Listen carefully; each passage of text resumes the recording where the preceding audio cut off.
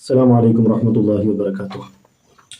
മുത്തുനബി സല്ലല്ലാഹു അലൈഹി വസല്ലമ തങ്ങൾ സ്വഹാബത്തിനോട് ഒരിക്കൽ പറഞ്ഞു, യസ്തവുൽ ഖുലൂബു കമാ യസ്തവുൽ ഹദീദ്.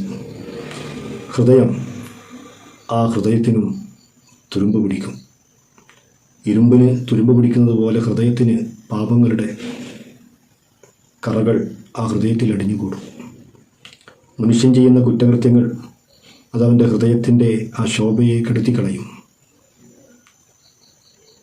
ഫമാ ജിലാഉഹാ യാ റസൂലല്ലാഹ് ഖീല. അപ്പോൾ തങ്ങളോട് ചോദിക്കപ്പെട്ടു, ഓ നബിയെ, എങ്ങനെയാണ് ആ തുരുമ്പെടുത്ത ഹൃദയത്തെ സംസ്കരിക്കുന്നത്, അതിനെ തെളിച്ചമുള്ളതാക്കാനുള്ള മാർഗം എന്താണ്?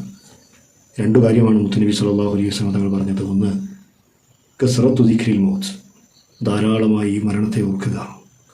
വത്തിലാവത്തുൽ ഖുർആൻ, രണ്ടാമതായി ഖുർആൻ ഓതുക.